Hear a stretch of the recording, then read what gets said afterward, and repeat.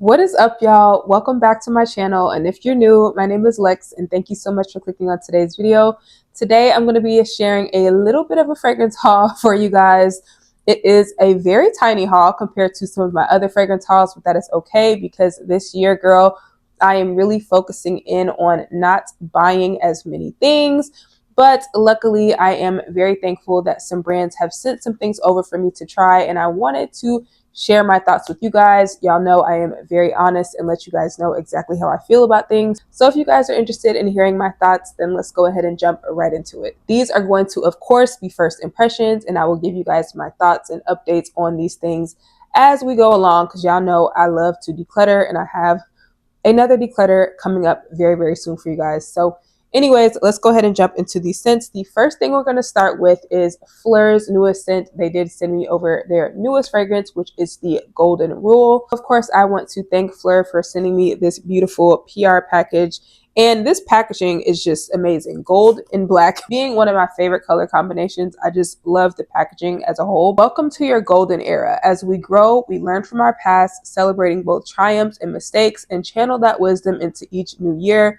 In doing so, we cultivate new standards to help us live radiantly. Golden Rule is the embodiment of that growth. It's confident and sensual, unapologetically bold. It makes no apologies. First of all, I love that because honestly, that is a lot of the things that I am trying to embody for this year, especially with my birthday coming up. So I just love that message as a whole. It's a fruity floral. It has top notes of mandarin splash, pink pepper, golden pear, middle notes of orange flower water, jasmine blossom, and coconut milk, and base notes of benzoin, sandalwood, and vanilla cream. Those are all things that I usually really enjoy. And spoiler alert, y'all, I've already actually sprayed this inside of my wrist before I started filming this so I could see what the dry down smells like, but I want to respray it. It's one of those bottles that's going to show every little fingerprint, and if you have lotion or oil on your fingers, girl, it's going to show it. Okay, so hopefully that's not blinding y'all, but the bottle itself, gorgeous.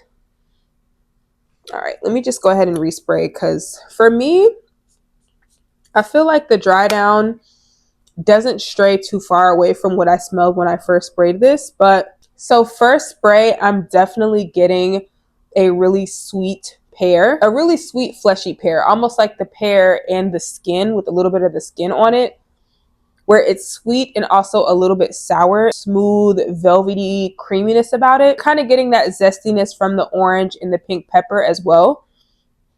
So yeah, it kind of tickles your nose a little bit, and the opening's definitely kind of fresh and zingy. But as this dried down, I definitely started to get more of that coconut milk mixture, more of that really, really sweet vanilla. And this definitely reminded me, like once it fully dried down, it really does remind me of like Prada Paradox and those really, really sweet orange blossom heavy perfumes. But I feel like this one is a little bit more fresh. It's not as in your face with the orange blossom, and it's definitely slightly tamed and scaled back a bit. Do I like it? Yes, but this isn't anything super unique that we have not smelled before. If you have scents like Prada Paradox, you probably don't necessarily need this, but I do like it, and I think this is going to be great for the spring and the summer.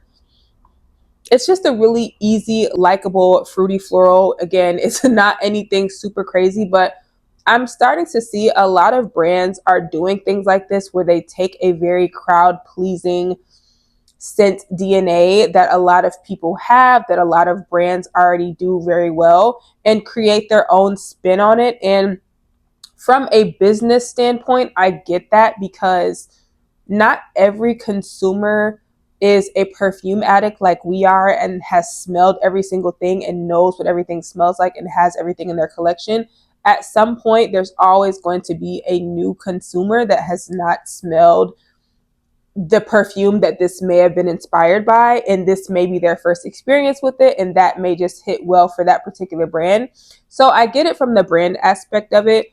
But as a consumer and someone like me who has smelled tons of perfumes, obviously this is not the most original, but I am still happy to have it in my collection. And I do like this since I don't have Prada Paradox in my collection anymore. I emptied it quite a while ago. I said I was going to repurchase it. I just never got around to it. So I'm glad to have something like this in its place right now. because I think once I start to crave this scent DNA, it's going to start to be spring and kind of warm outside. And this is definitely giving me like spring emerging into summer type of vibes. It's just really bright and youthful and fun and playful. And yeah, it's just an easy, likable scent, girl. Again, nothing to write home about, but I do really like the scent. And speaking along the lines of what I was just sharing with you guys, so I do also have some PR here from SNIF. Again, I am an affiliate with them. So if you guys are interested in supporting me through my links and using my discount code, I will have that information in the description box. And I greatly appreciate you if you do. But this is their newest fragrance, SNIF Me. And they sent over this little box here. You can just see all my fingerprints on it, girl. So we're gonna go ahead and take the scent out of the box, but the box itself is beautiful, y'all. And I plan on like keeping this and hopefully using this as a jewelry box because this little insert came out. At least I think it comes out. Either way, girl, I'm keeping this box. This is SNIF Me. This is their signature little sniff bottles. SNIF Me is one scent with many sides. It's meant for any and every version of you, and we can't wait to see you make it your own. It has notes of plum, peach skin, white musk, orris, sandalwood, and musk. It's like how I was explaining with Golden Rule. A lot of the brands are doing a lot of very similar things in the perfume world so that they can kind of target all of their audiences. So I kind of figured this is going to be one of those your skin better scents because so many of the brands are doing that right now. And that's exactly what this is, y'all. When this opens up, I definitely get peach, I definitely get plum, and I get the caramel the most in the top notes. And this, of course, reminds me a lot of Glossier's You, but this reminds me of one of the newest ones, the Glossier You Rêve, the one in the red bottle. It might be the orris that is doing this, but it starts to dry down into that kind of cosmetic-y, lipsticky, creamy orris iris type of smell, where it has that very prominent purple floral note in here. And it almost leans a little bit in the plastic type of territory, like it's borderline plastic smelling. And then as it dries down, you get that musk and that sandalwood and that just kind of skin-like musk that we see so many brands doing. For someone like me, is this super unique? Definitely not. But for someone who may be new to this type of scent profile, or they may be new to sniff and this is their first experience with this type of scent, I do think a scent like this is something that everyone should have in their collection because these types of scents are just easy to throw on, easy to layer, especially someone who might be intimidated to try other types of fragrances, or you're not sure what type of fragrances you like yet. Like, this is an easy no-brainer type of scent DNA that I feel like works with everyone for the most part. Am I going to wear it? Yes, of course. I'm probably going to just do a lot of layering combos with this one. But again, since I have had exposure to these types of scents before, this is not my first type of scent like this. Not necessarily wowed by it, but I do understand the brand's direction in wanting to have a scent like this in their lineup. And out of all of the scents that I have tried in this scent family, I do really like this one. I like that it has a more prominent fruity note to me in the opening, which sweetens it overall and doesn't make it a straight up musky, woody scent. I do wish I smelled the caramel a little bit longer because I feel like the caramel does start to go away a little bit once it fully dries down. But I do really enjoy it and I can definitely see myself using this one up. All right, y'all. And then the next fragrance that I got, this is a newer Middle Eastern fragrance. I don't know how new this is, but I really have not heard anybody talking about this. But this is the brand Zimaya, and they sent me over two fragrances. So the first one is called Tiramisu Coco. Let me just take it out, y'all, so y'all can see this packaging in this bottle. First of all, this is a 100 ml bottle. Here is what she looks like. Love this bottle.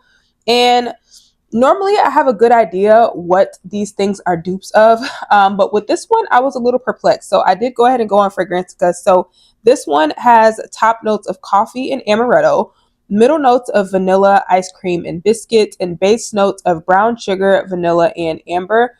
And some of the fragrances that this is being compared to is Amore Cafe by Mancera, also Tiramisu Speculoos, which I just recently hauled. So if you did not see that video, I will link it up top because I absolutely love that scent. Also Intense Cafe by Montal and Escape Gourmand by Maison Mataha. So those are all super popular in the gourmand fragrance community. So let's see what this is giving, girl.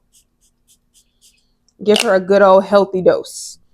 I'm going to let that dry down because a lot of times, y'all, this gives straight up alcohol. And like I say in all of my Middle Eastern fragrance videos, you guys, most of the time with these, you have to give them a good few sprays and kind of let them sit. I have had this in my possession for about a week now, and I did spray it out when I first got it. So I can't say I'm sure it's fully developed, but we will see what it smells like right now. Okay, so I'm definitely getting the coffee and the amaretto from first sniff. Mmm. Mmm. It smells like a coffee syrup. Like, think if you guys were about to go and make yourself a latte or an at-home coffee and you have your little coffee bar set up with all of your different syrups. This smells like if you had an almond coffee syrup, if that makes sense, that you were about to pour into your coffee. Yeah. I have not smelled Mancera's Amore Cafe, so I can't compare it to that. But I can see how it can be compared to Tiramisu Speculoos because that has a very, very faint coffee note in it. But overall, it just has that kind of caramelly, syrupy sweetness. And I definitely get a heavy dose of that in here. But I'm smelling more of the coffee as well.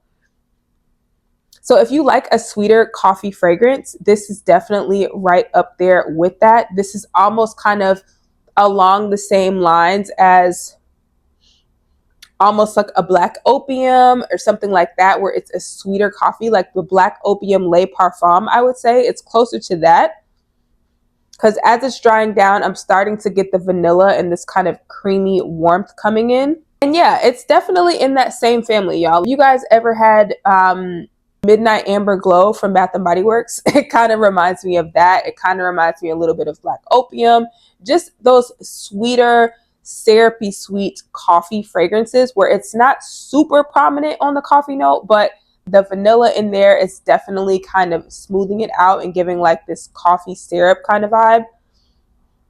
Coffee syrup and cream is what this smells like to me. I like this one right now. I'm going to give it like a 7 out of 10 because I feel like I need to play around with this one a lot more and actually wear the fragrance. My first impression of this is I do like this one and I can't wait to test this out in like the colder weather to see how this really performs. Okay, y'all. And the last one is called Tiramisu Caramel, also by Zimaya. And this one, y'all, already knew what it was going to be based off of the notes. I will let you guys know what the notes are and give you guys my thoughts. Here is the bottle for this one.